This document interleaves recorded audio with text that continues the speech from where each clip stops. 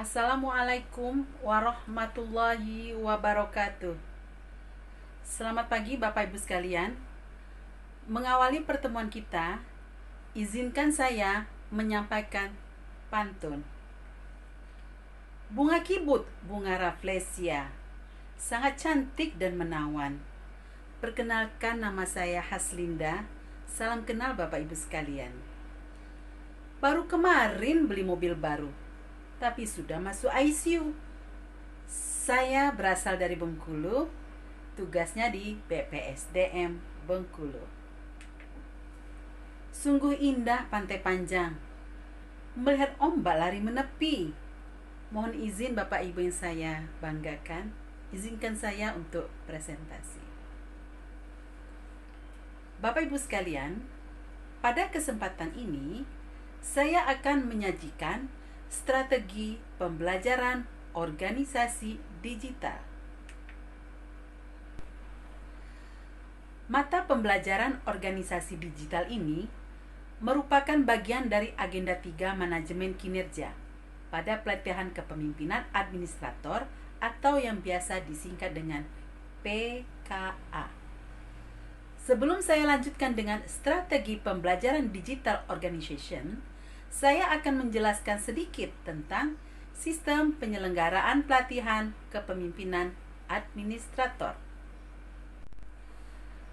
Dasar hukum pelatihan PKA terdapat pada Undang-Undang Nomor 5 Tahun 2014 tentang Aparatur Sipil Negara. Kemudian, Peraturan Pemerintah Nomor 17 Tahun 2020 tentang perubahan atas Peraturan Pemerintah Nomor 11 Tahun 2017 tentang manajemen PNS. Peraturan Lembaga Administrasi Negara Republik Indonesia Nomor 7 Tahun 2020 tentang perubahan atas Peraturan Lembaga Administrasi Negara Nomor 16 Tahun 2019 tentang pelatihan kepemimpinan administrator.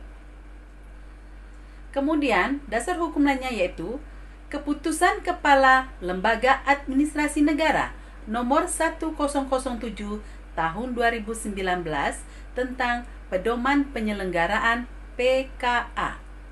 Dan yang terakhir, Keputusan Kepala Lembaga Administrasi Negara Nomor 1008 Tahun 2019 tentang kurikulum PKA.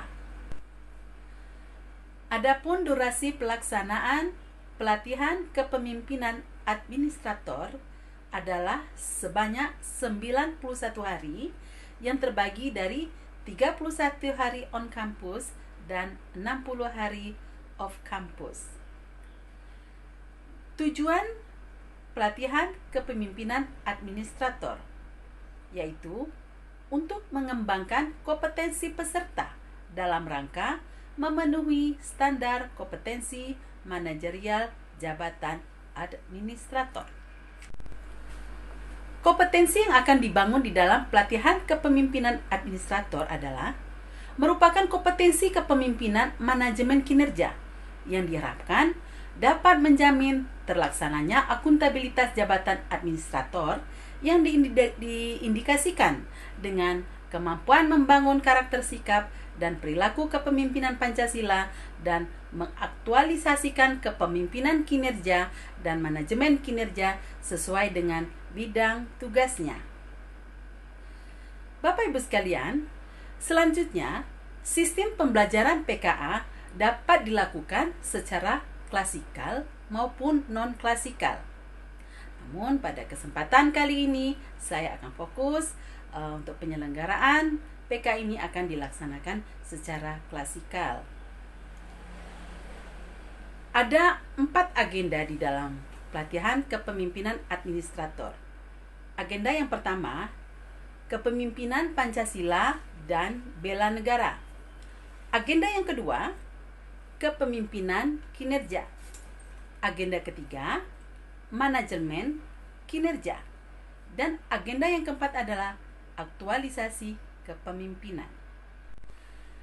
Pada agenda 3 manajemen kinerja terdapat 7 mata pelatihan. Salah satunya adalah organisasi digital atau Digital Organization. Pada kesempatan ini, saya akan mencoba untuk memaparkan strategi pembelajaran organisasi digital.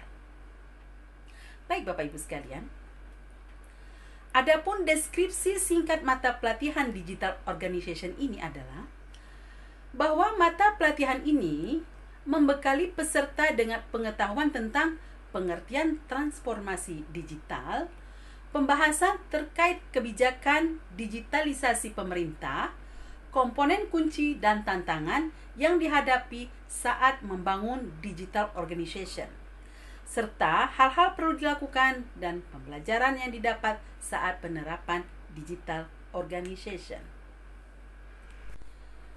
Tujuan pembelajaran digital organization ada dua. Kita dapat lihat dari hasil belajar dan indikator hasil belajar. Hasil belajar, setelah mengikuti mata pelatihan ini, peserta diharapkan mampu memahami konsep organisasi digital. Kemudian, indikator hasil belajar dapat dilihat bahwa peserta dapat menjelaskan tentang pendekatan organisasi digital. Kemudian, peserta dapat menjelaskan konsep dan kebijakan digital organization. Dan satu lagi, peserta dapat memahami proses penerapan digital organization. Bapak Ibu sekalian, waktu untuk mata pelatihan digital organization ini adalah 9 jam pelajaran dengan materi pokok. Pertama, pendekatan digital organization. Kedua, konsep digital organization. Yang ketiga, praktek digital organization. Adapun bahan ajar yang akan digunakan dalam pembelajaran ini adalah sejumlah peraturan, modul pembelajaran, bahan tayang, serta video pendek. Adapun metode pembelajaran yang digunakan pada saat pembelajaran adalah sebagai berikut. Saya akan mempergunakan metode pertama, ceramah interaktif, kedua, brainstorming, ketiga, pemutaran video pendek, diskusi berpasangan, kemudian ada juga diskusi kelompok, tanya jawab, studi kasus, dan yang terakhir, paparan hasil diskusi dengan metode window shopping. Bapak Ibu sekalian, proses pembelajaran akan dibagi dalam 5 sesi. Sesi pertama, pembukaan. Pada sesi ini yang akan dilakukan adalah fasilitator memberikan salam, memperkenalkan diri kepada para peserta, kemudian menciptakan suasana kondusif di kelas dengan melakukan ice breaking tentunya.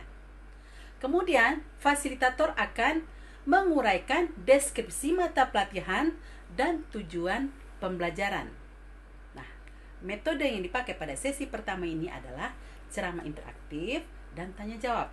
Alokasi waktu yang disediakan adalah 15 menit. Pada sesi 2, penyajian pendekatan organisasi digital. Pada sesi kedua ini, fasilitator akan meminta peserta untuk menonton pemutaran video pendek yang terkait dengan transformasi digital yang sedang berlangsung pada saat ini. Kemudian, meminta peserta untuk melakukan diskusi berpasangan untuk membahas film tersebut. Adapun metode yang dipakai adalah ceramah interaktif, brainstorming, pemutaran video pendek, diskusi berpasangan. Alokasi waktunya adalah 90 menit. Bapak Ibu sekalian, sesi ketiga ini yaitu penyajian konsep digital organization. Nah, pada sesi ini fasilitator akan meminta masing-masing peserta untuk menuliskan di selembar metaplan terkait komponen yang menjadi kunci sukses di dalam penerapan digital organization. Lalu, meminta masing-masing peserta untuk menempelkan metaplan pada whiteboard atau flipchart untuk dapat dibahas secara bersama-sama. Kemudian, setelah itu meminta peserta untuk diskusi berpasangan untuk membahas tantangan-tantangan di dalam digital organisasi berdasarkan studi kasus yang diberikan. Dan terakhir yaitu meminta 3 orang perwakilan dari peserta untuk memaparkan hasil diskusi di depan kelas. Kemudian peserta yang lain diminta untuk menambahkan dari hasil diskusi yang telah dijabarkan oleh 3 perwakilan peserta tadi. Nah, metode yang dipakai adalah ceramah interaktif, brainstorming dengan metaplan, kemudian diskusi berpasangan. Alokasi waktunya adalah 135 menit. Pada sesi keempat, yaitu penyajian penerapan organisasi digital. Di sini, peserta akan dibagi menjadi 3 kelompok besar.